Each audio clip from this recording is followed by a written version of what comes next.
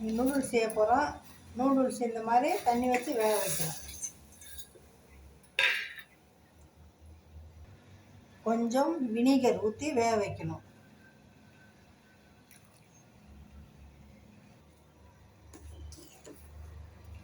Mix பண்ணி விட்டுறணும். வெந்துருச்சு. இப்போ இதை நம்ம வடிகட்டிடுவோம்.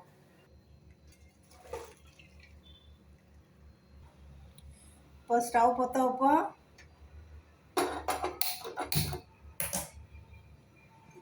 வானொலி வைப்போம். இப்போ எண்ணெய் ஊற்றுவோம்.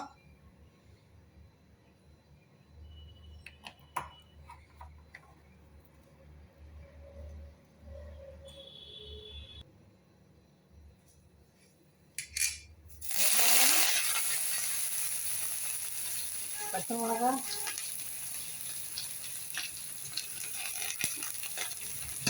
வதங்கட்டும். காலிஃப்ளவர், கேப்சிகம், கேரட்டு,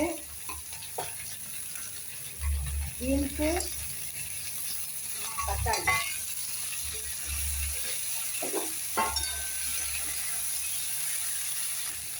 இதில் பாருங்கள், இந்த டிஃபன் ஐட்டத்தில் பாருங்கள், நூடுல்ஸ் எவ்வளோ இருக்கோ அவ்வளோ காய் இருக்குது.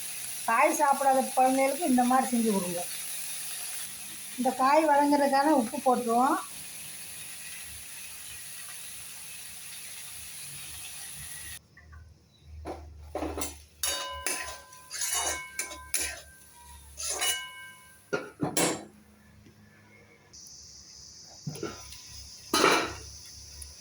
நல்லா வதங்கிடுச்சு.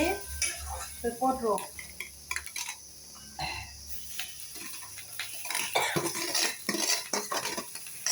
உங்களுக்கு நல்லா மிக்ஸ் பண்ணுவோம். நல்லா மிக்ஸ் ஆகிடுச்சு. இப்போ இதில் நம்ம சோயா சாஸ் ஊற்ற போகிறோம்.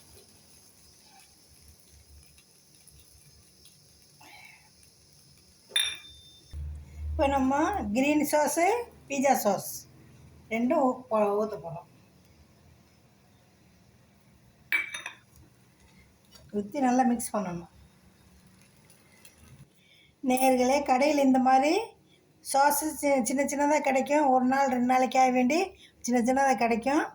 அதை பார்த்து கொஞ்சமாக வாங்கி யூஸ் பண்ணுங்கள். இப்போ இந்த நூடுல்ஸ் ஆயிடுச்சு. இப்போ நம்ம இதை சர்வ் பண்ணுவோம். இந்த மாதிரி சர்வ் பண்ணணும். பண்ணிவிட்டு டொமேட்டோ சாஸு இப்படி ஊற்றணும். டொமேட்டோ சாஸ் ஊற்றி சர்வ் பண்ணணும். ஃபோக் வச்சு சாப்பிடணும். இதை இப்படி வச்சுட்டு இப்படி சுற்றி இப்படி எடுத்து சாப்பிடணும். இப்படி வச்சுட்டு இப்படி சுற்றி மிக்ஸ் பண்ணிவிட்டு நல்லா மிக்ஸ் பண்ணிவிட்டு இப்படி சுற்றி இப்படி சாப்பிடணும். இப்படி சாப்பிடணும்.